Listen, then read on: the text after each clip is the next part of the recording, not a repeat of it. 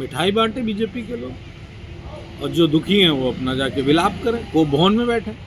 हमें कोई फर्क नहीं पड़ता उनका कौन अध्यक्ष बनता है। समाजवादी पार्टी अपना काम कर रही है, एसआईआर पे फोकस है और एसआईआर किसी का वोट छूटने ना पाए उस पर फोकस है। बीजेपी इस तरह की चीज़ें किया करती है। मैं ये जानना चाहता हूँ कि पिछले जो प्रदेश अध्यक्ष थे उन्होंने क्या कर लिया।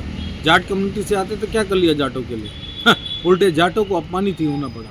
उस किसान आंदोलन की बातें सोचो, किस तरीके से जाट कम्युनिटी के लोगों के सर फोड़े गए, किस तरीके से उनको मारा गया, कैसे उन पे वाटर कैनन छोड़ा गया, कैसे उनको रोका गया। वो सारी बातें उनके जो प्रदेश अध्यक्ष जाट कम्युनिटी के उनको जवाब देना चाहिए था, तब वो गूंगे बने बैठे थे। ऐसे मैं इस तरह का शब्द इस्तेमाल नहीं करना चाहता, लेकिन बीजेपी के जो भी प्रदेश अध्यक्ष और मुख्यमंत्री बनते हैं छोड़ के योगी आदित्यनाथ को, वो सब ज़्यादातर मौन धारण कर लेते हैं जब उनकी कम्युनिटी के ऊपर कोई हमला करता है। ये बात केशव प्रसाद मौर्य, जो स्वतंत्र देव सिंह हैं, इन सभी पिछड़े नेताओं को सोचनी चाहिए कि योगी आदित्यनाथ तो वोकल रहते हैं, उनके समाज पे कोई भी नहीं आँच आती, लेकिन इनके समाजों पे इतनी आँच आती, तो जाहिर सी बात है जो बैठा लेंगे काठ का उल्लू ही बैठा लेंगे। ये आप समाजवादी पार्टी का हमेशा ये आरोप रहा है कि चुनाव आयोग समाजवादी पार्टी की कोई बात नहीं सुन रहा है, लेकिन आप लंबे समय से मांग कर रहे थे कि एसआईआर के लिए जो टाइम लिमिट है वो बढ़ाया जाए, वो बढ़ा दिया गया है। तो क्या चुनाव आयोग ने समाजवादी पार्टी की बात सुन ली है? देखिए, समाजवादी पार्टी ने जब टाइम मांगा था तो 7 दिन का बढ़ा था। जो अब बढ़ाया है वो अपने काम पेंडिंग होने की वजह से बढ़ाया है। अब बीजेपी खुद काम नहीं कर पाई है। बीजेपी के जो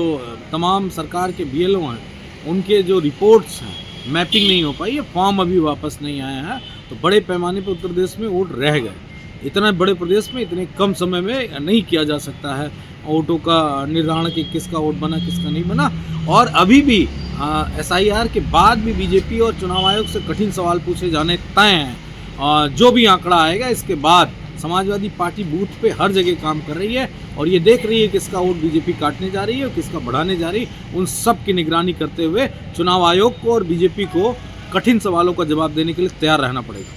ये भाजपा से जुड़े लोगों का कहना है कि इस बार जो प्रदेश अध्यक्ष होगा वो पिछड़ा या दलित वर्ग से हो सकता है, तो क्या पीडीए के लिए कोई चुनौती है? सब पिछड़ा ही तो बना रहे हैं, अगड़ा कहाँ बनाया है। अगड़ों को नाराज़गी व्यक्त करनी चाहिए बीजेपी में कि आप लंबे समय से, यानी कि वो लक्ष्मी शंकर या लक्ष्मीकांत वाजपेयी जी के बाद से कोई अगड़ा इनका बना नहीं, लगातार पिछड़े ही बन रहे हैं। तो मैं ये तो कह सकता हूँ कि नहीं तो सपा के पास बड़ा मौका है ना अगड़ों को पकड़ने का। नहीं, हम पकड़ने और छोड़ने वाली राजनीति नहीं करते हैं। हमारा फार्मूला तय है, पीडीए, पिछड़ा, दलित, अल्पसंख्यक, आधी आबादी, आदिवासी और अगड़ों में जो बाबा साहब भीमराव अम्बेडकर के संविधान को मानते हैं, उनके साथ समाजवादी पार्टी खड़ी है। जो नागपुर का संविधान मांगते हैं उनके साथ समाजवादी पार्टी नहीं खड़ी है।